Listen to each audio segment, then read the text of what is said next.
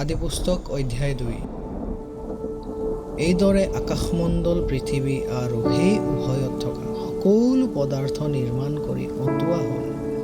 সপ্তম দিনা ঈশ্বৰে নিজেই কৰা কাৰ্য কৰি অতাই নিজে কৰা সকলো কাৰ্যৰ পৰা সপ্তম দিনা বিশ্ৰাম কৰিলে আৰু ঈশ্বৰে সেই সপ্তম দিনাক আশীৰ্বাদ কৰি পবিত্ৰ কৰিলে, কিয়নো ঈশ্বৰে নিজে সৃষ্টি কৰা আৰু নিৰ্মাণ কৰা সমুদায় কাৰ্যৰ পৰা সেই দিনা বিশ্ৰাম কৰিলে। প্ৰথম মনুষ্যৰ বিৱৰণ। আকাশমণ্ডল আৰু পৃথিৱী সৃষ্টি কৰা কালৰ ঈশ্বৰ যীশুৱাই পৃথিৱী আৰু আকাশমণ্ডল নিৰ্মাণ কৰা দিনৰ সেই উভয়ৰ বিৱৰণ এই। তেতিয়া পৃথিৱীত কোনো পথাৰত একো গছ তৃণ আদি উৎপন্ন হোৱা নাছিল, আৰু পথাৰত কোনো শস্যাদিৰ গছো গজা নাছিল, কিয়নো তেতিয়াও ঈশ্বৰ যীশুৱাই পৃথিৱীত বৰষুণ আছিল, আৰু মাটিৰ চহাবলৈ মানুহো নাছিল। পাছে পৃথিৱীৰ পৰা কুঁৱলী উঠি গোটেইখন ভূমি ভিজালে, আৰু ঈশ্বৰ যীশুৱাই মাটিৰ ধূলিৰে মানুহ নিৰ্মাণ কৰি তাৰ নাকত ফু দি প্ৰাণবায়ু সুমুৱাই দিলে, তাতে মানুহ জীয়া প্ৰাণী হ'ল। পাছে ঈশ্বৰ যীশুৱাই পূব ফালে এডেনত এখন বাৰী পাতি নিজেই নিৰ্মাণ কৰা মানুহ তাত থলে, আৰু দেখিবলৈ সুন্দৰ, খাবলৈকো ভাল এনে সকলো জাতৰ বৃক্ষ ঈশ্বৰ যীশুৱাই মাটিৰ পৰা উৎপন্ন কৰিলে। তাত বাজে বাৰীৰ মাজত জীৱন বৃক্ষ আৰু ভাল বেয়া জ্ঞান দিওঁতাৰ বৃক্ষকো তেওঁ উৎপন্ন কৰিলে। আৰু বাৰীত পানী দিবৰ নিমিত্তে এডেনৰ পৰা এখন নৈ ওলাই সেই ঠাইৰ পৰা বেলেগ বেলেগ হৈ 4 নৈ হ'ল। প্ৰথম নৈৰ নাম পিচোন, সি সোণ উৎপন্ন হোৱা সমুদায়ৰ হাবিলা দেশকে মেৰাই গৈছে। সেই দেশৰ সোণ উত্তম, তাতে গুগগুল আৰু বহুমূলীয়া বাখৰ পোৱা যায়। দ্বিতীয় নৈৰ নাম গিহোন, সি কুচ দেশখনক মেৰাই গৈছে।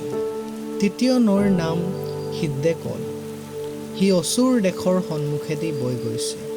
চতুৰ্থ নদীৰ নাম ফৰাত। পাছে ঈশ্বৰ যীশুৱাই মানুহক নি এডেনত থকা বাৰীৰ বন কৰিবলৈ আৰু তাক ৰাখিবলৈকো তাত থলে। আৰু ঈশ্বৰ যীশুৱাই মানুহক এই আজ্ঞা দিলে, বোলে তুমি বাৰীৰ সকলো বৃক্ষৰ ফল স্বচ্ছন্দে খাব পাৰা, কিন্তু ভাল বেয়া জ্ঞান দিওঁতা বৃক্ষৰ ফল হ'লে নাখাবা, কিয়নো যিদিনা তাক খাবা সেই দিনাই তুমি অৱশ্যে মৰিবা। পাছে ঈশ্বৰ যীশুৱাই ক'লে, মানুহ অকলে থকা ভাল নহয়, মই তাৰ নিমিত্তে তাৰ এক উপযুক্ত সংগী নিৰ্মাণ কৰিম। ঈশ্বৰ যীশুৱাই সমুদায় বনৰীয়া জন্তু আৰু আকাশৰ আটাইবোৰ চৰাই মাটিৰে নিৰ্মাণ কৰিলে। পাছে মানুহে সেইবোৰক কি নাম থব তাক চাবলৈ তেওঁ সেইবোৰক মানুহৰ ওচৰলৈ আনিলে। তেতিয়া মানুহে সকলো জীৱ জন্তুৰ যি নাম দিলে সেয়ে তাৰ নাম হ'ল। এইদৰে মানুহে সকলো ঘৰচীয়া পহু, আকাশৰ চৰাই, বনৰীয়া জন্তু এই সকলোবোৰৰে নাম দিলে, কিন্তু মানুহৰ নিমিত্তে তেওঁৰ উপযুক্ত সহকাৰী পোৱা নগ'ল।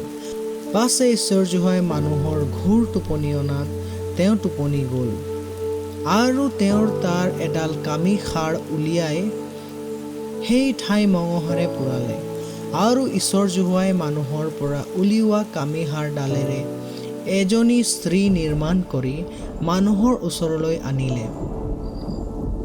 তেতিয়া মানুহে ক'লে, এতিয়া হ'লে এওঁ মোৰ হাড়ৰো হাড়, মঙহৰো মঙহ, এওঁক নাৰী বুলি মতা হ'ব, কিয়নো এওঁক নৰৰ পৰা লোৱা হৈছে। এতেকে মানুহে নিজ পিতৃ মাতৃ ত্যাগ কৰি নিজ তিৰোতাত আসক্ত হ'ব, আৰু সিবিলাক দুয়ো একে দেহ হ'ব। সেই সময়ত মানুহজন আৰু তেওঁৰ তিৰোতা দুয়ো বিবস্ত্ৰ আছিল, কিন্তু তাক লাজ বুলি নেজানিছিল।